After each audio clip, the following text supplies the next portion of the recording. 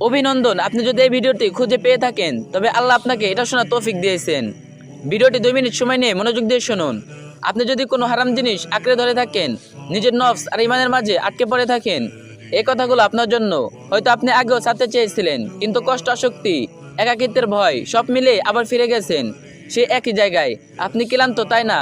গুনাহের ভারে ক্লান্ত, আল্লাহ থেকে দূরে থাকার অনুভূতিতে ক্লান্ত। শুনুন, আপনার অন্তরে এই ব্যথা, এটা আপনার হৃদয়ের ডাক, এটা দুনিয়ার চেয়ে আল্লাহকে বেশি চাই।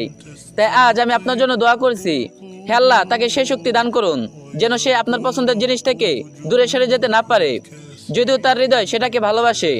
হে আল্লাহ, অনুগত্যকে তার কাছে এমন মিষ্টি করে দিন যেন কোনো গুনাহ আর তাকে আকর্ষণ না করে।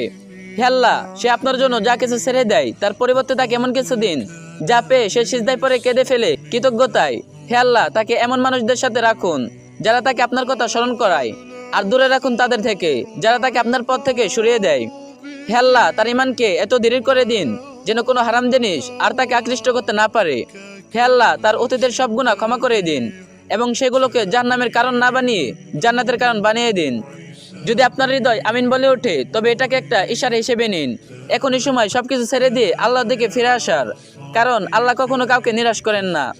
রাসূল সাল্লাল্লাহু আলাইহি সাল্লাম বলেছেন, যে ব্যক্তি আল্লাহর সন্তুষ্টির জন্য কোনো কিছু ত্যাগ করে, আল্লাহ তাআলা তাকে তার চেয়ে উত্তম কিছু দান করেন। মুসনাদে আহমদ হাদিস। বিশ্বাস রাখুন, এটা আল্লাহর সত্য প্রতিশ্রুতি। যদি এই কথাগুলো আপনার হৃদয়ে লাগে তাহলে আমিন লিখুন এবং এটাকে নিজের দোয়া বানান। শেয়ার করুন, হয়তো আপনার মাধ্যমে কেউ হারাম ছেড়ে দেওয়ার সাহস পাবে। এই ভিডিওটা অবশ্যই একটা শেয়ার করে দিবেন। আর যে